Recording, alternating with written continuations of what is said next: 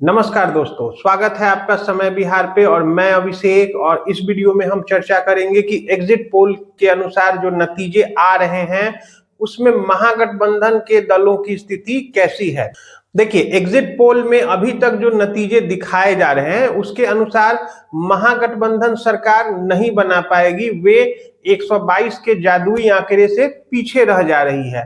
और अब अगर देखा जाए तो इसमें जो दलीय स्थिति है, जो पार्टी वाइज टैली निकल के आ रही है, जो अनुमान लगाए जा रहे हैं एग्जिट पोल के अनुसार, हम उस पर चर्चा कर लेते हैं।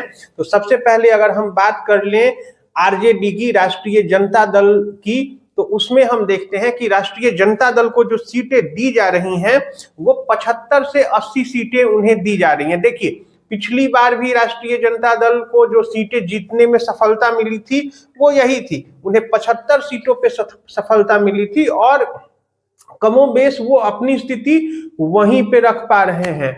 लेकिन अगर दूसरी तरफ बात कर ले हम कांग्रेस की, तो कांग्रेस जहां पिछली बार 19 सीटें जीतने में सफलता पाई थी, इस बार एग्जिट पोल के अनुसार उनकी सीटों में कमी दिख रही है। और ये जो सीटें हैं वो 15 से 17 सीटें उनके दी जा रही है। तो कहीं ना कहीं हम कह सकते हैं कि एग्जिट पोल में कांग्रेस को सीटें कम दी जा रही हैं, यानी कि उनकी सीटों की जो टैली है वो पिछली बार की जीती हुई सीटों के अनुसार कम होने जा रही है। दूसरी तरफ अगर बात कर ली जाए लेफ्ट पार्टीज की, सीपीआई एमएल की, सीपीआई की और सीपीएम की, तो देखिए सीपीआई पिछली बार 2 सीटें जीतने में कामयाब रही थी, उनके प्रदर्शन को उसी हिसाब से दिखाया गया है, 2 सीटें ही उन्हें दी गई हैं।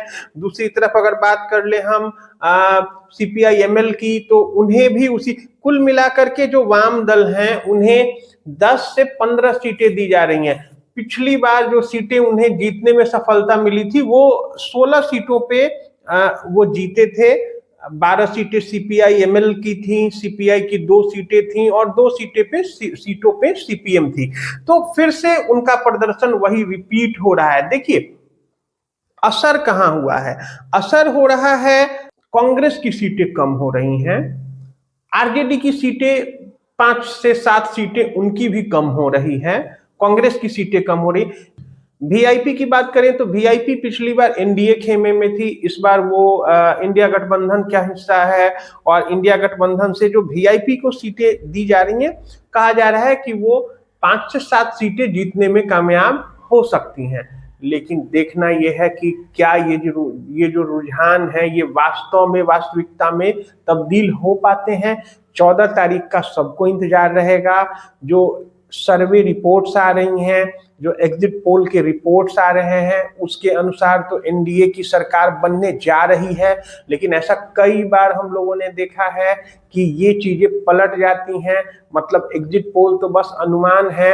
जैसे अगर हम बात कर लें साल 2015 में जो एग्जिट पोल्स आए थे उसके अनुसार वहां पर बीजेपी की सरकार बन रही थी और वास्तव में जिस दिन काउंटिंग चल रहा था उस दिन भी रुझान आने में, जब काउंटिंग शुरू हुई थी तो शुरू के 2-3 घंटे तो बीजेपी आगे ही थी, लीड कर रही थी।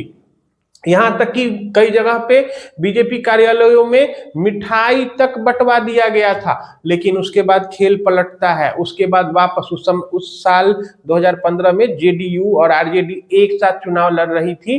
प्रशांत किशोर जो जनसुराज के इस बार चेहरा हैं, जो जनसुराज पार्टी के फाउंडर हैं, वो उस समय उन्हीं के सलाह पर आरजेडी और जेडीयू एक साथ आई थी और 2-3 घंटे बीतने के बाद काउंटिंग के फिर से लीड करना शुरू हुई आरजेडी जेडीयू और अंत में हमने देखा कि वो सरकार बनी आरजेडी और जेडीयू की। हालांकि वो सरकार बहुत ज्यादा दिनों तक नहीं चल पाई, लेकिन मुख्यमंत्री नीतीश कुमार ही रहे। अब इस बार देखना है, हरियाणा में भी हमने देखा एग्जिट पोल, अनुमान था कि कांग्रेस वहां जीत के आएगी, नहीं हुआ ऐसा। महाराष्ट्र में हमने देखा कि महाविकास आघाड़ी के जीत के आने का चांस था, वहां एग्जिट पोल कुछ इसी तरह का दिखा रही थी, लेकिन वहां पर एनडीए की सरकार बनी। फिर यहां भी देखना है कि यहां पर क्या हो रहा है, हमें इंतजार होगा 14 तारीख का। आप भी बने रहिएगा, हम लगातार खबरें अपडेट करते रहेंगे 14 को भी। दूसरे खबरों के लिए भी हमारे चैनल पे बने रहिए, हमारे चैनल को सब्सक्राइब कीजिए, हमारे वीडियोस को लाइक दीजिए और इसके साथ ही आप अपने राय को हमारे वीडियोस के कमेंट बॉक्स में भी लिख सकते हैं। धन्यवाद।